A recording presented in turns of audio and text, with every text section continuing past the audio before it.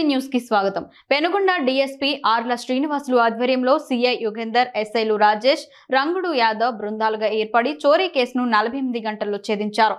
చోరీకి పాల్పడిన ఒకరిని అరెస్ట్ చేసి 15 లక్షలకు పైగా విలువ గల ఒక కారు, ఎల్ఈడి టీవీ, ఒక యూపీఎస్ ఇన్వర్టర్ మరియు ఒక బ్యాటరీ స్వాధీనం చేసుకున్నారు. పెనుగొండ డీఎస్పీ శ్రీనివాసులు గారు గోరంట్ల సీఐ శేఖర్ మరియు పెనుగొండ సీఐ యుగేందర్ గారితో కలిసి విలేకరుల సమావేశంలో వివరాలు వెల్లడించారు. పోయిన సొత్తు ఒక కేఐఏ కారెన్స్ కారు విలువ సుమారు 14,70,000, 2 ఎల్ఈడి టీవీలు, 2 ఇన్వెంటర్ యూపీఎస్, 3 బ్యాటరీస్ విలువ సుమారు 80,000. నేరము జరిగిన స్థలం గోరంట్ల మండలం మిషన్ తాండా సమీపాన గల కుబేరా హిల్స్ హాన్ గోంగ్ హాలిడే కొరియన్ హోటల్. గుర్తు తెలియని దుండగులు నేరస్థలం నుండి కేఐఏ కారుని దొంగిలించడం జరిగింది. హోటల్ మేనేజర్ అయిన శ్రీకాంత్ నాయక్ ఫిర్యాదు మేరకు నిన్నటి దినము అనగా 10/8/2024 తేదీన గోరంట్ల పోలీస్ స్టేషన్ నందు కేసు నమోదు చేయడం జరిగింది. జిల్లా ఎస్పీ శ్రీమతి వి రత్న ఐపీఎస్ గారి ఆదేశాల మేరకు పెనుకొండ డీఎస్పీ శ్రీ ఏ శ్రీనివాసులు గారి పర్యవేక్షణలో గోరంట్ల ఇన్ఛార్జ్ సిఐ అయిన Penukonda CI Yugender, Penukonda PS SA Rajesh, KAPS SA Rangadu Yadav, Gorantla PS ASA Maddileti HC Ramanayak, Somandepalli PS HC Adinarayana, సిబ్బంది టీసీఎస్ గంగాధర్, దస్తగిరి, వెంకటేష్, వసంత నాయకులు బృందాలుగా ఏర్పడి రాబడిన సమాచారం మేరకు గోరంట్ల చిలమత్తూరు సరిహద్దు గ్రామమైన శెట్టిపల్లి గ్రామ సమీపంలో పెద్ద మనుషుల సమక్షంలో వాహనాలు తనిఖీ చేస్తుండగా ముద్దాయి అయిన వడ్డే రమేష్, వయసు 36 సంవత్సరాలు, తండ్రి లేట్ చిన్న నారాయణప్ప, రామన్నపల్లి గ్రామము గోరంట్ల మండలం దొంగలించబడిన కేఐఏ కారులో వస్తుండగా అరెస్ట్ చేసి అతని వద్ద ఒక ఇన్వర్టర్, యూపీఎస్, ఒక బ్యాటరీ, ఒక ఎంఐ కంపెనీ చెందిన 32 ఇంచుల ఎల్ఈడి టీవీలను స్వాధీనం చేసుకోవడమైనది. నేరానికి గల కారణం నేరస్తుడు అయిన వడ్డే రమేష్ 2018 నుండి హాన్గోంగ్ హాలిడే కొరియన్ హోటల్ నందు డ్రైవర్ గా పనిచేస్తూ ఉండినాడని, సదరు హోటల్ కర్ణాటక రాష్ట్రం దేవనహల్లిలో కూడా ఒక బ్రాంచ్ ఉన్నదని, ఇప్పటికీ సుమారు 4 నెలల క్రితం హోటల్ నందు కొరియన్ కొన్ని వస్తువులు దొంగలించి 4 రోజుల పాటు పనికి రాకుండా ఉండినాడని, తరువాత వడ్డే రమేష్ ని డ్రైవర్ గా తీసివేసినారు. వద్దే రమేష్ హోటల్ గురించి పూర్తి అవగాహన ఉంది. తరువాత మే నెల 13వ తేదీన కేఐఏ సెల్టోస్ కారు అద్దాలు పగలగొట్టినాడని, తర్వాత గత నెల జూన్ 20వ తేదీన రాత్రి హోటల్లోకి చొరబడి సుమారు 80,000 విలువ గల 2 ఎల్ఈడి టీవీలు, 2 ఇన్వర్టర్ యూపీఎస్, 3 బ్యాటరీస్ దొంగలించినాడని, తర్వాత ఆగస్టు నెల 8వ తేదీ రాత్రి అదే హోటల్లోకి చొరబడి సుమారు 14,70,000 విలువ చేయి ఒక కేఐఏ కారెన్స్ కారును దొంగలించినాడని, సదారు నేరము జరుగు సమయంలో తన బంధువు అయిన వినోద్తో కలిసి నేరములు చేసినాడు. ఈ కేసును ఛేదింపులో క్రియాశీలకంగా వ్యవహరించిన పెనుగొండ డీఎస్పీ శ్రీనివాసులు గారు, సిఐ యుగేందర్, ఎస్ఏలు రాజేష్, రంగడు యాదవ్, పోలీస్ సిబ్బందిని ఈ సందర్భంగా జిల్లా ఎస్పీ అభినందించారు.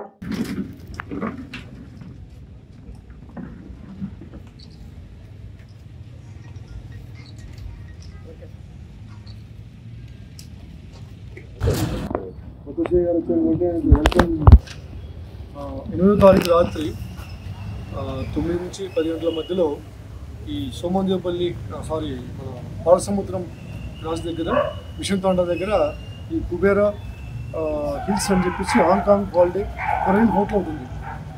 హోటల్ కమ్ రెస్టారెంట్ అంతా వాళ్ళ ఎంప్లాయీస్ అంతా వచ్చి అక్కడ ఫుడ్ తీసుకుంటారు, స్టే చేస్తారు. అక్కడ ఒక కియా క్యారెన్స్ కారు పోయిందని చెప్పేసి మనకు సమాచారం వచ్చింది.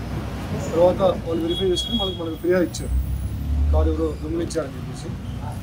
దాదాపు దాని విలువ 14,60,000 అవుతుంది. న్యూ మోడల్ ఇది, లాస్ట్ ఇయర్ మోడల్. దాని మేరకు ఏసీ గారు మద్దిరెడ్డి గారు కేసు నమోదు చేయడం జరిగింది. కేసు నమోదు చేసిన తర్వాత ఈ విషయం మేము జిల్లా ఎస్పీ గారు మేడం గారు చెప్పడం జరిగింది. మేడం గారు దగ్గర సీరియస్గా తీసుకొని నా ఆధ్వర్యంలో, అంటే పెనుగొండ డీఎస్పీ ఆధ్వర్యంలో ఇన్ఛార్జ్ సిఐ గారు యుగేందర్ గారు, సిఐ గారు లేకపోతే ఆయన ఇన్ఛార్జ్ ఉన్నారు. ఆయన తర్వాత SI Penukonda SI Rajesh and Kia SI మన రంగడు యాదవ్, ఏఎస్ఐ మద్దిలేటి కానిస్టేబుల్స్ వీళ్ళంతా కూడా ఒక టీమ్గా ఏర్పడి 48 అవర్స్లో దీన్ని డిసిజన్ జరిగింది. ఎస్పీ గారు పర్సూ చేశారు ఎవ్రీ అవర్ మేడం గారు. ఎందుకంటే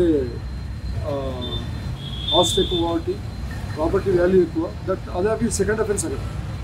ఆల్రెడీ ఇంతకుముందు కూడా పోయిన నెల 20 తారీఖు 2 టీవీలు, తర్వాత 2 ఇన్వర్టర్లు, బ్యాటరీలు, 2 ఇన్వర్టర్లు అయిపోయాయి మొత్తం సేమ్ ప్లేస్ నైట్ టైం.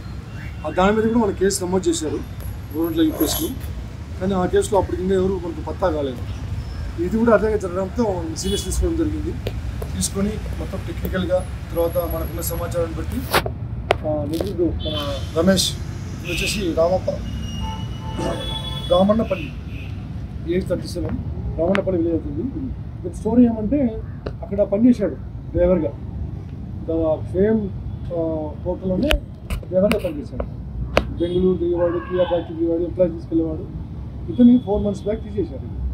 అంటే ఏదో దేవాణిలో ఏదో మిస్టేక్ చేశాడని చెప్పేసి అనుమానం వచ్చి ఇతను తీసేశారు, నువ్వు ఒక్కర్లేదని చెప్పేసి.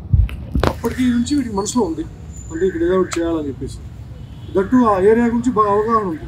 వాళ్ళు కార్లు ఎక్కడ పెడతారు, టీవీలు ఎక్కడ ఉంటాయి, సీసీ కెమెరాస్ ఎక్కడ ఉంటాయి, ఆఫ్ చేసి మనం లోపలికి వెళ్ళొచ్చు, ఎంట్రీ పాయింట్ ఏంటి, ఎగ్జిట్ పాయింట్ ఏంటి, గోడ దగ్గర రావచ్చు, అవన్నీ కూడా వీళ్ళకి ఐడియా ఉంది. ఆ ఐడియా ఉండడంతో అవన్నీ మైండ్లో పెట్టుకొని ఇతను వీళ్ళ బ్రదర్, కజిన్ బ్రదర్ ఇద్దరు కలిసి ప్లాన్ చేశారు. 20 తారీఖు 2 టీవీలు, 3 బ్యాటరీలు, 2 ఇన్వర్టర్లు తీసుకెళ్లారు. తర్వాత 8వ తారీఖు కార్లు తీసుకెళ్ళారు.